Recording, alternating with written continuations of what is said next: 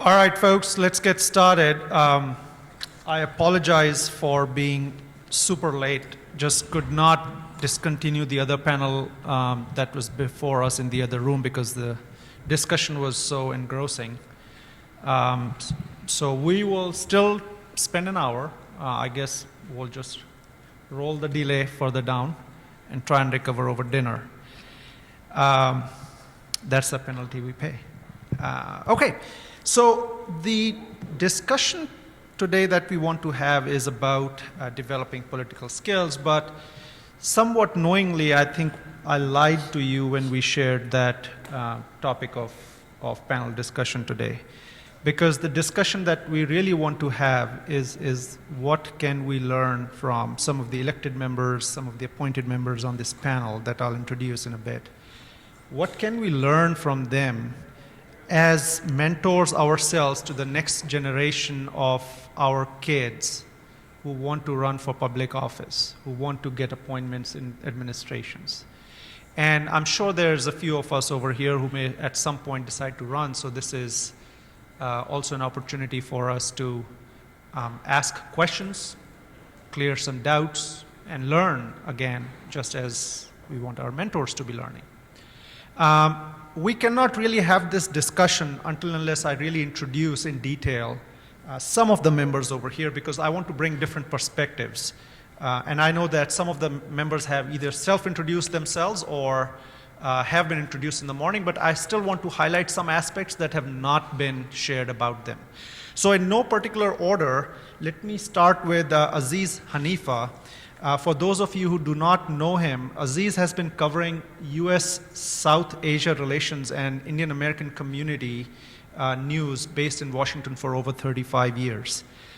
In September 2004 and October 2004, he was the first and only South Asian journalist to have done back-to-back exclusive interviews for both President George Bush and Democratic presidential challenger Senator John F. Kerry. Aziz was also the only South Asian journalist who was part of the White House press delegation that accompanied former President Bill Clinton to the subcontinent, and by that I mean the Indian subcontinent, in 2000. He was also the first South Asian journalist to interview the then Senator Barack Obama during the presidential campaign in 2007 and 2008. Aziz has a bachelor's degree, double majoring in English and economics, and a master's degree in political science and international affairs from George Washington University. The other thing highlighting over here, because this is worth highlighting because this is the right place, is that Aziz was the first journalist to be honored with a special award by the Hindu American Foundation and the Sikh Council on Religion and Education for his objective reporting and analysis of the Hindu American and Sikh American communities. Also in 2006, he received a special award for the U.S.-India Business Council and the U.S.-India Friendship Council for his sustained reporting, analyses, and commentary on U.S.-India civilian nuclear deal. That's a big deal. In 2014, Aziz received the Lifetime Achievement Award for Excellence in Journalism from the Global Organization of People of Indian Origin, or GOPIO. Welcome, Aziz. Thank you. The next person I want to shed some light, more light on, although she did that, is the Honorable Judge Sinla Pasai over here. She was appointed, and this is important to recognize, that she was appointed to the Multnomah County Circuit Court by Governor Kate Brown and was sworn in as a Circuit Judge Court in September of 2021. She's assigned to the court's general trial docket, presiding over both civil and criminal matters. She was born in Laos, as she shared earlier, came to America as a refugee, as she again mentioned, but what is impressive is that with all of that in her early childhood, she, despite those setbacks, earned her Bachelor's of Arts in English and Philosophy from Santa Clara University in 1998, and her JD from Northwestern School of Law at Lewis and Clark College in 2002. As an attorney, she tirelessly advocates for the community, especially marginalized communities, throughout the litigation system. Outside of the court, she loves spending time with her family, hiking, reading books, and cooking with her family. Welcome. We also have Islam Siddiqui, who introduced himself through a lot of stories, but never did so formally, so I will take the opportunity to do that. Ambassador Siddiqui served in the Obama administration from 2010 to 2014 as Chief Agricultural Negotiator with the Office of the U.S. Trade Representative, Executive Office of the President. He was responsible for bilateral and multilateral negotiations and policy coordination regarding agricultural trade, including the TTP, TTIP, and WTO negotiations. In this capacity, Dr. Siddiqui played an active role in the successful 2013 World Trade Organization ministerial meeting in Bali, Indonesia, and in bilateral agricultural trade negotiations with the European Union, Russia, Brazil, and India. Ambassador Siddiqui served as a senior advisor for global food security at the Center for Strategic and International Studies in Washington from 2014 to 2019. Between 1997 and 2001, Dr. Siddiqui served in the Clinton administration in several capacities as the U.S.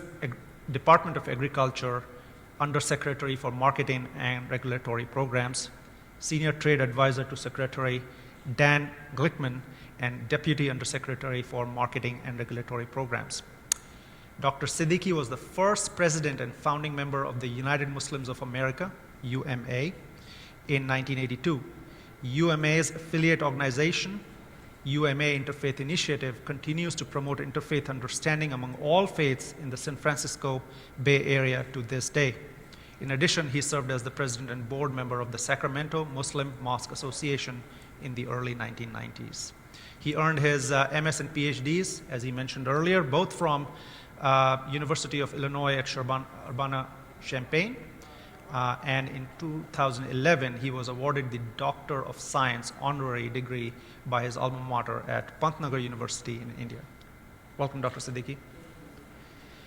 Our next guest to my left is Council Member Anders Fung, who is from the city of Millbrae and was elected to his position in 2020. Anders was born in Hong Kong and was sworn in as the first generation Chinese American immigrant to serve in the Millbrae City Council. He currently also serves on the Legislative Committee for the City and County Association of Government of San Mateo County, where he evaluates and opines on all major transportation and housing legislations for the state of California. Anders also served on the General Assembly of the Association of Bay Area Government, as well as serving as the Board of Directors for Peninsula Clean Energy. Before 2020 election to his current position, he was a Millbrae Planning Commissioner from 2017 to 2020 and chaired the commission from 2019 to 2020. As I mentioned, he immigrated to California from Hong Kong, and he achieved his Bachelor's of Science degree from computer engineering from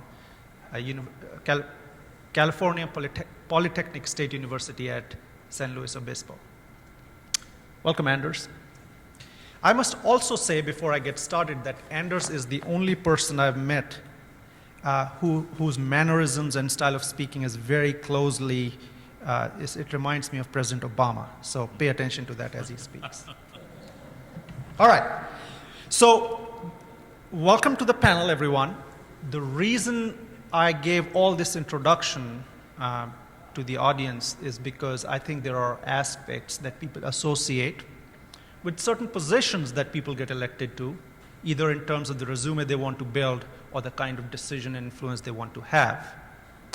And our goal today is to highlight to them that as we either personally or for our next generation start to think of elected offices, we want to highlight to them different paths that we can all take towards that political responsibility and play in the game. So that said, let me start with Ambassador Siddiqui. You have been in some sort of a role in government for a long, long time. Quite a bit has changed from the 80s to what it is today. Let us first start with understanding what is different today and going to be different in 5 years from now that our elected or people who are interested in elected office should be acknowledging, registering in their heads when it comes to specifically being Asian American. Thank you for having me on this panel. Number one, Rajiv, it was a short notice, but I love talking about politics and engagement and civic engagement. So this is the field where I've been working. And I'm always looking for good trouble, as John Lewis used to say, causes I have adopted for the American Muslim community and in general the different Indian American community. So when I came as a student to University of Illinois, I was a student leader and came to University of California for my postdoc, met more community members including Rajan Anand, who is no more, but he and I worked closely in the Clinton administration. And we was always looking, these were the early days of NFIA and a lot of other work which was going on, including the nuclear agreement. At that time, I think you're working from being outsiders to being insider now. And there were very few of us. Many of the Chinese Americans you will appreciate. We had a first secretary of commerce, former mayor of San Jose, I forgot his name. Mr. Mineta. So can you imagine this is happening, history is being made in front of your own eyes, many of Mr. Mineta, and he was very active in AAPI, and Clinton administration actually encouraged those initiatives, and he embraced, the president himself embraced it, president's AAPI council and all those members and all this. So I think I've seen a change, and the number of not only Asian Indians, but all Asian AAPI are running for offices among the American Muslim community. More than 100 candidates ran in the last cycle, in 2020 cycle, for various local, state, and federal offices. Many of them made it, some of them not made it, but I think the numbers is going on up in each community, not only American Muslim community, but also Indian American community, as well as Asia, other Chinese Americans, Japanese Americans, you name it. So I think this is the other thing is happening. The generation X, Gen X, and others, I think they are very in terms of holding influential positions, but they are not as much into public service, quote unquote. My whole career was as a state employee, first in beginning in the 1970s, then as a senior executive in the state government, and then a political appointee in 2 sub-cabinet positions in Washington, D.C. But one thing again was there, this was a profession which many of them don't appreciate, like my parents would have liked me to be a doctor or a lawyer, not what I became. But I always enjoyed, so I have inculcated that thing in my kids. So two of my kids, one is in federal government, other one was working for Nancy Pelosi. She was involved in writing and Aziz, you will remember it, the ACA, or some people call Obamacare. She was one of the prime architects under Speaker Pelosi when she was senior counsel to Speaker Pelosi. So I think this is our way of saying returning back to the country which we call our country now. So I think this is what a motto I have embraced throughout my life, and I think this is what we need to encourage people and use role models. Judge, your narrative is so impressive. I'm impressed, so I think I'm glad to see more younger people under so I think we need more younger generations involved. Look at this room. I said earlier this morning also, I'm not criticizing or saying that there should not be older people, but I think we need to encourage more younger generation, and this goes across the board, whether it be Indian Americans or Muslim Americans or other shades of hyphenated Americans. So this is, I'll stop right now. All right, thank you. You use the word insiders, and I have a little bit of trouble accepting your narrative wholesale, because as I was talking to Judge Sinla Pasai earlier in the week, and also heard her talk over lunch, clearly there are positions where we are not insiders yet. Clearly there are roles and positions which we do not think of when we think of the elected offices.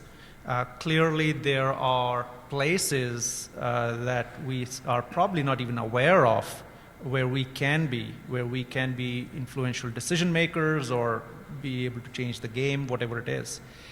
Tell us a little bit from judiciary, as well as in your experience as you were going through your career making decisions, or just through the decision process of should you even be in this messy world of electoral politics, what goes through a mind when you are in that, and then how do you come to a decision like that? You saw me take a deep sigh because it's a very good question, and it's a hard question. It really requires a lot of self-reflection.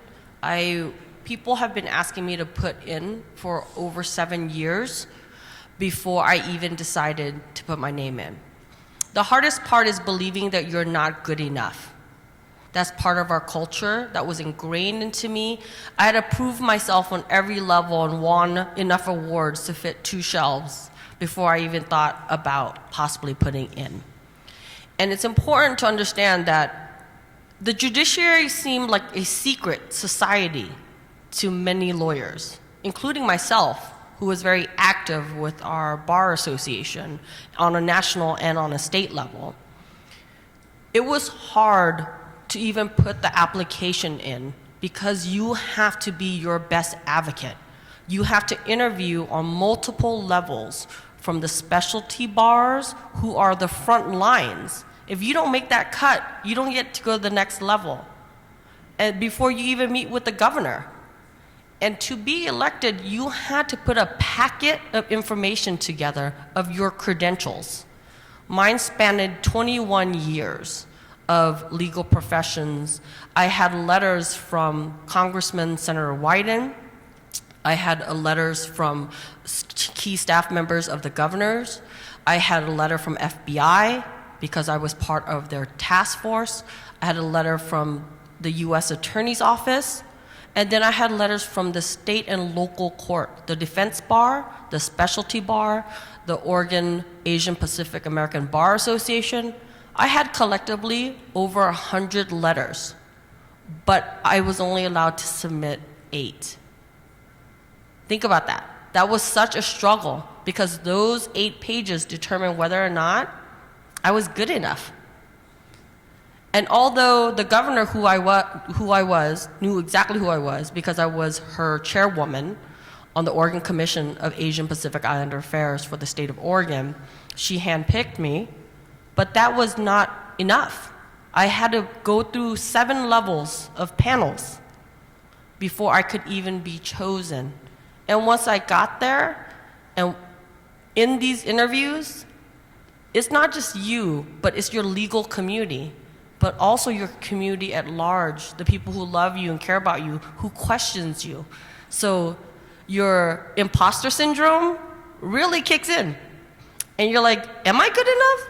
Am I smart enough? You question every question that they give you about who you are, your identity, your procedural process. And the judiciary is it's impartial. We are appointed in Oregon, then you are elected.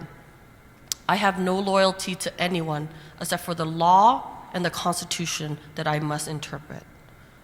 It was difficult. Thank you. So tell us a little bit about what that decision-making process is, what that should be, what your observations about other Asian Americans is, and general thoughts around that space. Thank you for the question. First of all, I think one of the most important questions for those who are thinking about serving in the public arena, whether as an elected or as an appointed official, is to think about why you want to do this. Why do you want to get elected? Or why do you want to be appointed? The reason why you want to serve in that office and what that means to you. Who do you want to work for? And what difference you're trying to make. And more importantly, whose life do you want to change? Now, I still remember at the very beginning of my public career, and I was appointed as a planning commissioner in my city, a very small city, about 23,000 people, but yet 53% of our populations are Asian Americans. And at the time when I was appointed, I was the only one who was Asian American. When I first landed on that job, first time I sit on a dais with a microphone in front of me, I was instantly dropped into this huge project that is a transit-oriented development next to a BART station with 400 units, waiting to be approved, a few 100,000 square feet of office space and a hotel. I mean, you can imagine. I mean, it was a massive development for a town that is 3 square miles. I find that relatively overwhelming at the very beginning of it.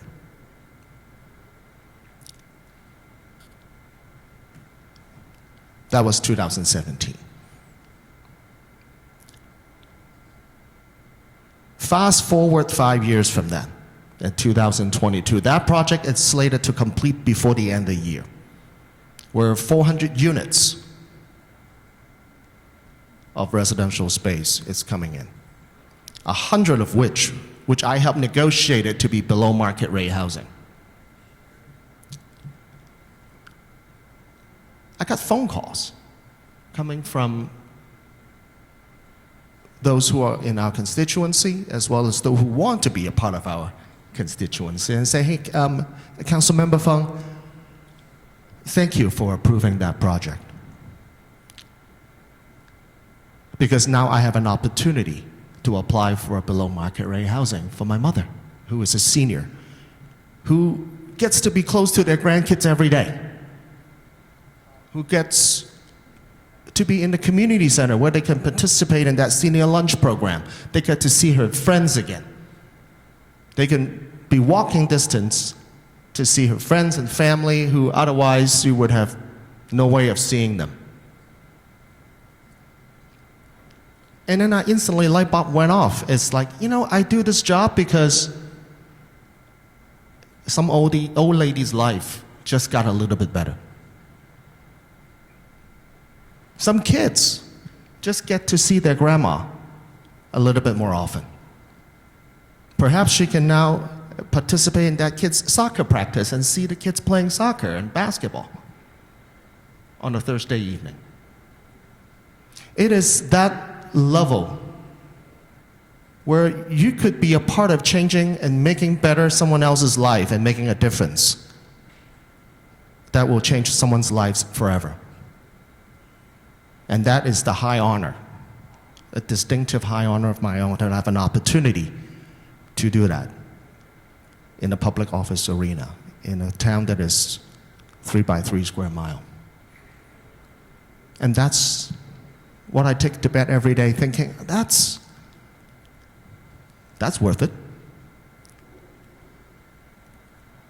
No matter how many people go on social media and yell at me being the first Asian American immigrant to be elected in office and how I only care about the lives of the Asian Americans rather than everybody else. Part of being in the eyes of the public, living in the eyes of the public, is to subject to that criticism, because we live in a country where we respect free speech. But be there as it may, I wake up every day thanking that 4,746 people who voted for me and put me in this position and let me have that chair, because I can continue to make these children, these seniors' lives just a little bit better. And that's what it means to serve as a public official. Thank you. Aziz, the reason I shared that elaborate introduction of yours of covering DC for 35 years and having interviewed candidates and whatnot is because you have seen this game the longest, as far as I can tell, amongst any one of us. You have also seen it from you've not been a player yourself, but you've seen the players play. What's changing? What makes people successful? You have seen various people peter out, take off. Tell us the patterns you notice of success and warn us of the pitfalls. When I started as a rookie reporter for India Abroad in the early 1980s, you could just count on your fingers. You didn't even need both hands, just one hand would do. The number of Asian Americans in public service, those who, let alone, there were no congressmen or senators or half Indian American vice president. I still remember, there was one guy called Neil Dillon who was chief of staff for Congressman Robert Matsui. And there was another congressional staffer on the Appropriations Committee called Amit Pandya. They were the only two guys, in Congress when I started. And how I started covering Congress and the administration was when my pioneering trailblazer, publisher, owner of India Abroad, Gopal Raju said, we've got to get away from the ethnic mold of this newspaper and become mainstream and cover US-South Asia relations and also the burgeoning Indian American community. And today I would say there has been a sea change. It's unbelievable the number of congressional staffers. And now you have, and I'm speaking specifically about the Indian American community, you've got 4 US lawmakers, Ami Bera from Sacramento, Ro Khanna from Silicon Valley, Pramila Jayapal, and then Raja Krishnamurthy. And then we've got the half Indian American who is the vice president and US senator too, before she was chosen as vice president. So this has been a sea change. And the number of congressional staffers among Asian Americans and Asian American lawmakers, so much so that Chinese American Judy Chu, who heads up the Congressional Asian Pacific Islander Caucus in Congress, and then Pramila Jayapal, who is the chairwoman of the Progressive Caucus, which has over 100 members, and even Ro Khanna, Raja Krishnamurthy, Ami Bera, who serve on very influential committees, Foreign Affairs, Armed Services, the intelligence committees, etc. So there has been a sea change, and I think Asian Americans are punching way, way above their weight. And not just on the Hill, but also in the administration, when you think of the numbers and the numbers of candidates who run for Congress, who run at the local level for state positions, for city council positions, for mayoral positions, etc. But at the same time, there is absolutely no way you can be complacent. And the point was very well taken when the judge spoke about the fact that in the judiciary, we are totally, totally underrepresented. I know Sri Srinivasan was in the running for a Supreme Court during the Obama administration, and then we've had other great legal minds like Neil Katyal, who is a contributor on MSNBC and going through all these legalese, and then we had Preet Bharara, who was probably tipped to be Attorney General, and then Donald Trump in fact held him on and then fired him. But there's no reason for complacency, and especially at a time when we found that Asian Americans, Indian Americans, and other groups belonging to the Asian American community were doing so well with achievements, etc., and more importantly, had entered the realm of public service. It was not easy because there was the first generation, the baby boomers, who were establishing themselves. They were the first wave of immigrants, and they wanted to establish themselves before getting politically involved. Now they are politically empowered. And you had the Gen Xers who then went into public service. You know, they could have easily gone into medicine, gone into a whole lot of other professions, making a lot of money, but there is that sense of commitment in public service. But at the same time, the point that Anders was making in terms of you just cannot jump into it. You know, you've got to go through the process, you've got to pay your dues. It's good that we've got a huge amount of interns working on the Hill and who are learning the process and educating the larger community in terms of what the process is all about. You know, as Kumar Barve, who is the longest serving Indian American legislator, he was elected to the Maryland House of Delegates in 1990. He's called the grand old daddy of Asian American legislators and went on to be House Majority Leader also. He says that before you think of running for political office, you know, it's good you run for dog catcher first, or you know exactly what it takes to get a stop sign. You know, so this process is very important. And I think at the local level, as former Speaker Tip O'Neill said, you know, all politics is local. I think it's very important because that's where a lot of decisions which affect our community happens.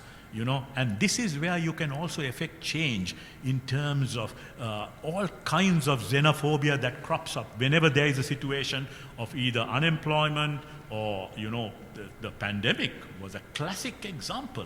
You know, like when we were chatting about, you know, what we were probably going to speak about at this panel discussion, I said it's almost like an entire civil rights struggle all over again. You know, you just can't imagine the kind of hate-filled, you know, bigotry and sort of xenophobia that has manifested itself. Just at a time that we thought that we've made it, we've come of age, you know. So I think that's very important. And the point that the judge made in a very inspiring remarks, and also on this panel, that we have to be sort of spread out among all realms of this.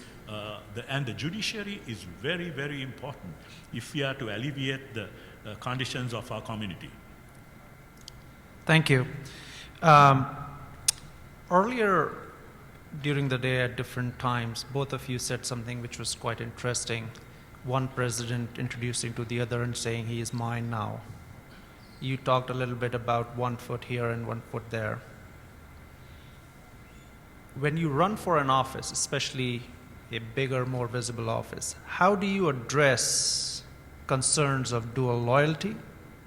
How do you address concerns of being that outsider who cannot be trusted?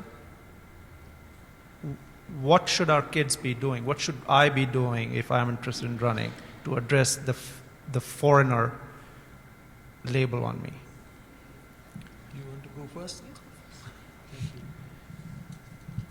So that was the question which was more openly and sometimes not so openly asked or raised when in the 30s and 40s, but I don't think I see that being raised. People, just what Aziz said, number of people who are either already in the positions or they are running for, and this is a process which actually I would say if I were to anywhere in the world, I would be in the US than any other country in the world.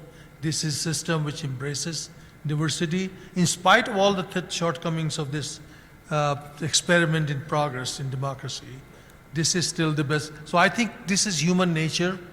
When only few of us were here, then I think Aziz and I both talked about in our previous conversations, we actually, these names of Krishnamurti or Islam Siddiqui, they were actually sounded strange in the 60s and 70s.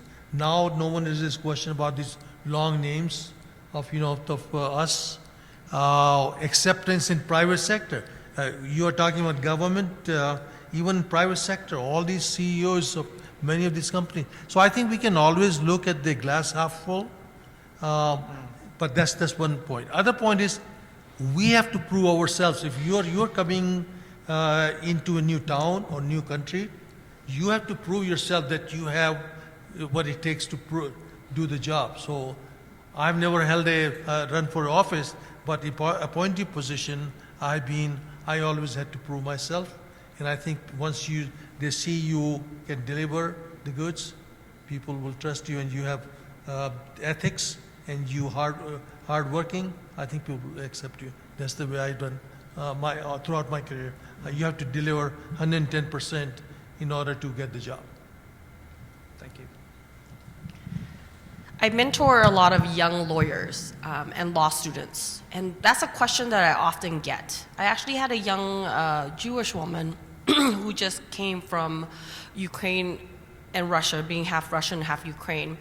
And she shared with me that it was really hard for her to apply for law school. And she took a couple years out because she thought that she had to fit a mold and to change everything that she was and everything that she believed in to become a lawyer.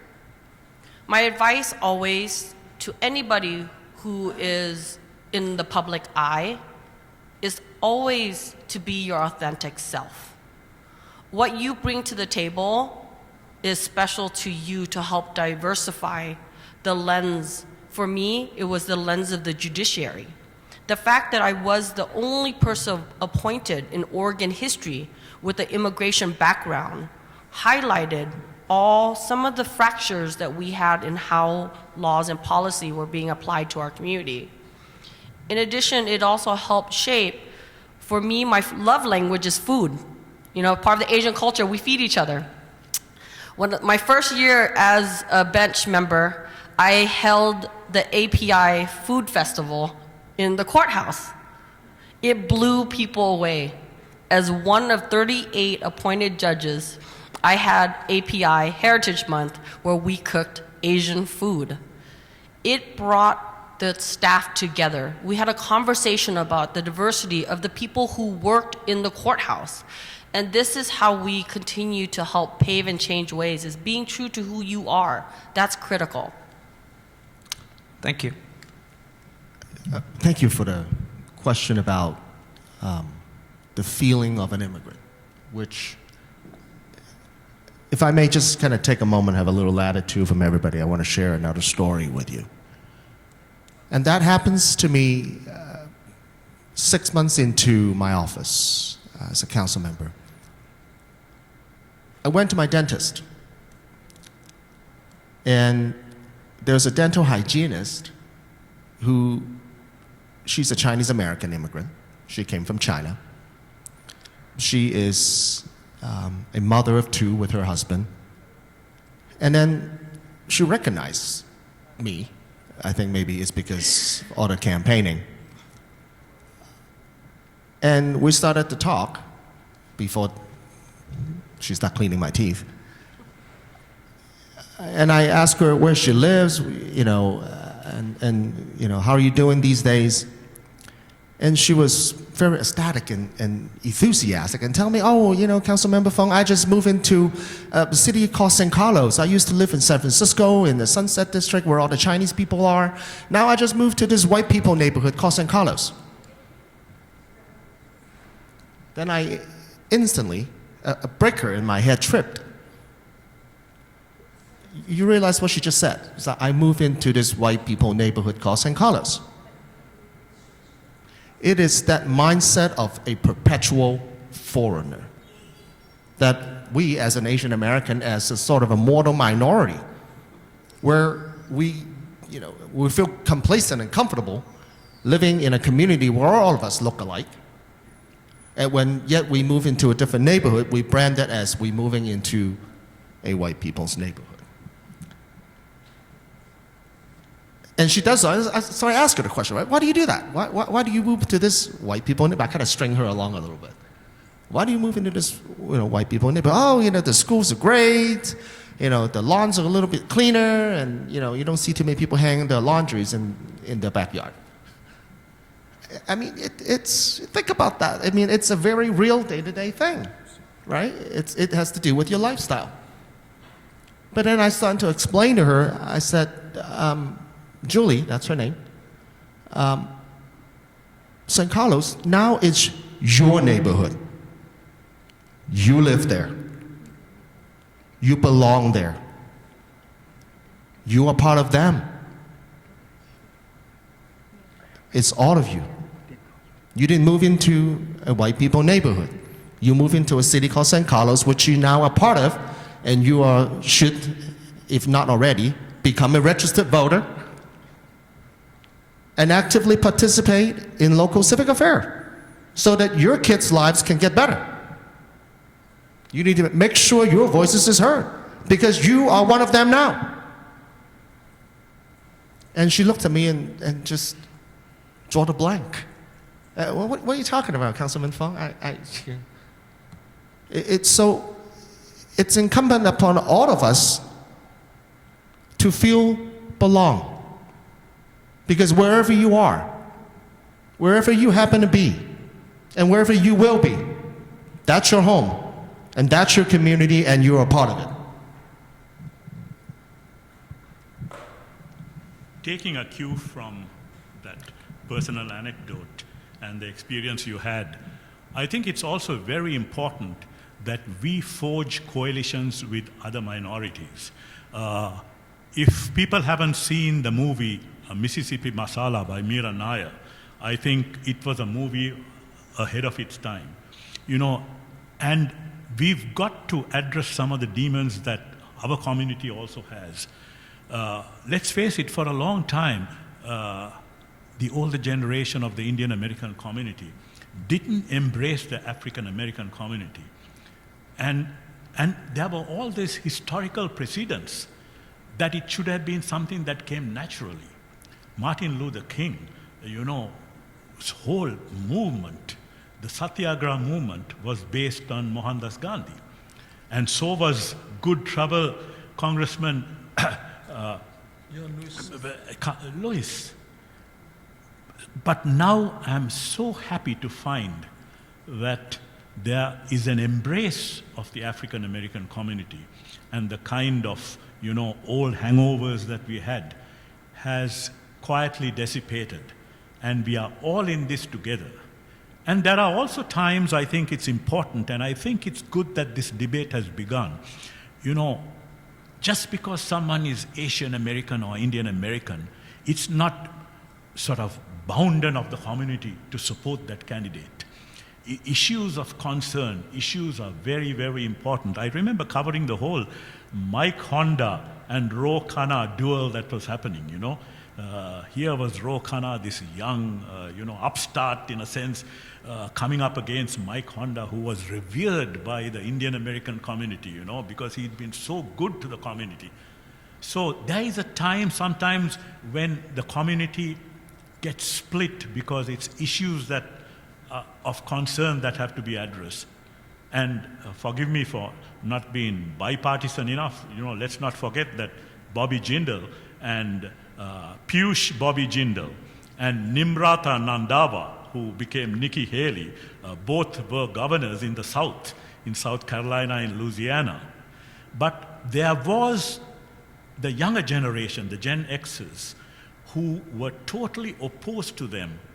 And in a sense, I think justifiably so, because their policies on immigration, on things like a women's right to choose, were so alien to what the Indian American community and also the larger Asian American community was all about.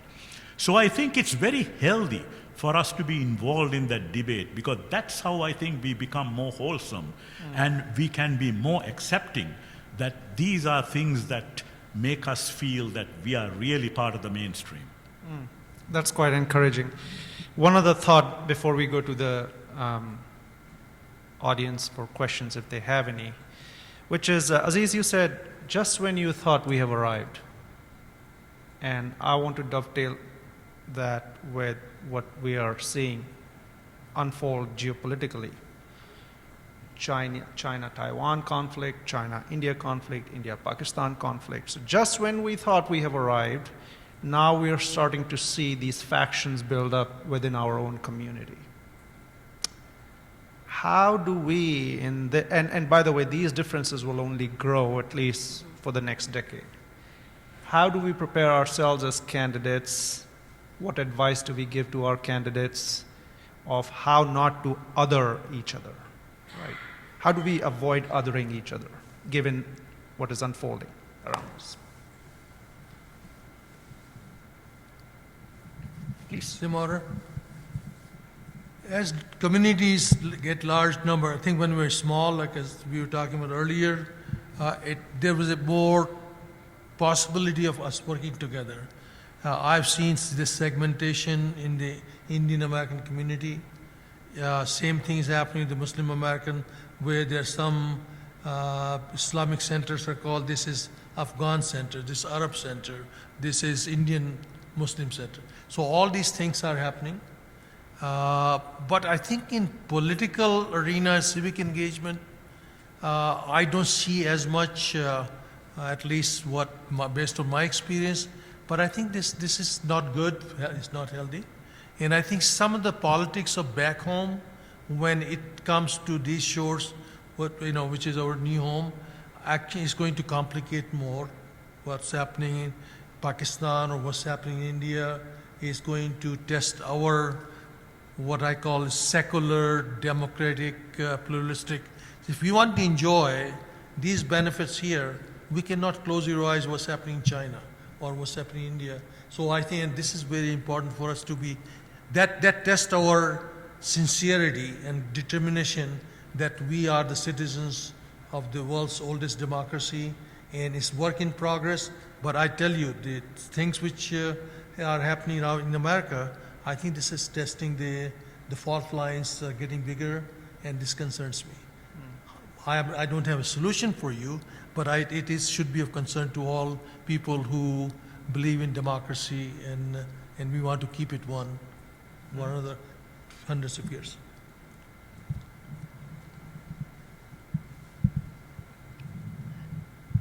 This is something that repeats historically over and over again. But what is happening right now seems to trickle in every generation. And when we talk about 2 feet, when I say we have a foot in each part of the world, that is a strength, but it's also something that we need to reflect upon on how we want to move forward as a nation. And I'm really talking to our young people at this time, because some of our older generations, we're stubborn. We have we don't want to budge. And sometimes our elders, they'll shut down. So I'm going to ask many of our Gen Zs here and our Gen X to help talk to our families, to have them open up and look at how we can move forward. Like my dad always says, we may be fighting at war against each other, because in Laos, that's what happened during the war. We were split into 2. But if you saw your brother bleeding, what would you do? Would you help him? The answer is always yes. And that's how we have to see each other moving forward. Find the core values. Something I'd like to share, and I want to thank Your Honor for your comment. Just to kind of piggyback on that a little bit. Standing from my perspective and casting the lens of an elected official in an attempt to craft and advocate for public policy, one of the important things that we all need to keep in mind is what we do today, who it impacts. Most of the work that we do today isn't going to change the life of most of us here on this table. I mean, our life it's on a steady course, right? But what's important to realize here, and I tell everyone who comes in front of my path, is that the youth and the next generation needs to get heavily involved in this, because guess what? You're going to inherit everything that we do today. All the policy, whether it's a housing policy, transportation policy, things that surround equity, inclusivity, accessibility, it all has to do with our future generation. And that's why earlier today I was able to have an opportunity to speak to some of our youth leaders and explain to them how important it is for them to get involved, because you are going to inherit it, you're going to own it moving forward. But part of my campaign pledge when I was running at 2020, and I continue to do that today, is to bring about the next generation of bench leaders and how they can carry on that torch. Hopefully they can be better and to be bigger and more assertive and more involved and more capable than we all are. It's our job to ensure that our next generations are better than us. And that's our only way to define our success in this generation. So that's kind of my takeaway of it. Thank you. Any questions from the audience? All right, so here's what we'll do. Maybe in about 45 seconds to a minute, if you folks have closing arguments or closing remarks, let's take those. The idea was what advice, what guidance can we leave the audience with who either themselves may be considering a run or definitely are going to be mentors to their community kids. How can they help to get more of us elected to offices? I think in some ways, despite the polarization of the last 4 to 6 years and everyone getting into their own little bubbles and into their own little compartments and becoming, and where this kind of othering, foreign, xenophobia, whether it be Islamophobia, Hinduphobia, and all the racial attacks and all that, has been horrifying. And like I was telling you, is it a civil rights struggle all over again? Just when we thought that we have arrived. What makes me optimistic is, especially in the younger generation, it has brought forth a generation of activists who have taken it up as a challenge and where they are very well versed in what America is all about. They know what the Constitution is all about. They know what the rules of the game are. And in that sense, they have challenged all that has been happening. It's been horrifying, no doubt about it. But I think in that sense, in some ways, there is hope for optimism that this young generation, earlier on, and I think for a long time, we had this sort of tired old baggage of the old politics of our origins being played out here and causing a lot of factionalism and all that. And where we have so much to offer in terms of the plurality, the secularism, and all that kind of thing. But it was all this politics from the tired old baggage from home being played out here. But I think the younger generation gives hope for optimism in the sense that they are challenging all this othering, this foreignness, and saying, no, we are American. And this is exactly what we are entitled to, what we have to fight for, and they are willing to fight for it. And I think the fact that a lot more of them have got involved in public service, running for elected office, and being catalyzed into doing so because of some of the horrifying things that have happened and some of the polarization that has happened. I think it gives hope that maybe we can fight this otherization, and there is a willing segment of the younger population which is willing to do so. Thank you. My advice to younger generation is to be involved. And number two, don't have to start, and this is a phenomenon which sometimes see in the Indian American and Muslim American community. They'll run for the first office they'll run will be for the House of Representatives. I think this mentality is one I've seen very few who succeed more than others. But then always they will throw this thing. But Obama did it. Why can't I? So this is or Trump did it. So Trump didn't run for any office. But what I'm about to say is, I think getting your feet wet on the ground, whether it be city council or even education board, PTAs and all this, get involved in city council meetings and even attending those meetings. See whether you like or want to be serving in that capacity in terms of public service. So having been in public service, I think this is the satisfaction I saw in mentoring some of the people, and also always having a law degree helps in holding an office. Law degree helps. Yep. My advice to all of you is to be fearless, even when your voice shakes and your hands are sweating. Stand up for the things that you love and care for, because no one has the lens that you have lens for. And I want you to know, for the elders in our community, I would ask that you look at ways in creating scholarships to lift our youth, to be in spaces where they can learn from you. And when we say we lift as we climb, we truly must lift by sharing with them the stories of our failures, our success, and to not live in the area of shame that we often dwell in our community, and to have those honest conversations that our kids can be the best version that we can't be. Thank you. I want to close with this a bit of a narrative, and I beg the audience for giving me a little latitude for it. We live in this country called the United States of America, not the United Kingdom of America, which means we live in a democracy. There's no entitlement. We have to participate. Democracy is it's not a spectator sport. You got to get engaged. You got to be a part of it. You got to throw yourself into it. Only when you participate and lead would changes be made. And it's incumbent upon us to be a leader, to lead our people, because our people deserve good leadership. And that's why many of us serve in public office in the capacity that we all do. Because people deserve good leadership. Public office come and gone. We don't inherit anything in this country, right?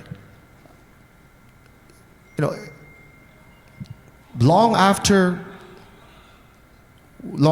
we leave this office, the things that we do take with us is knowing that the changes that we make today benefits not just us, but the generation beyond us.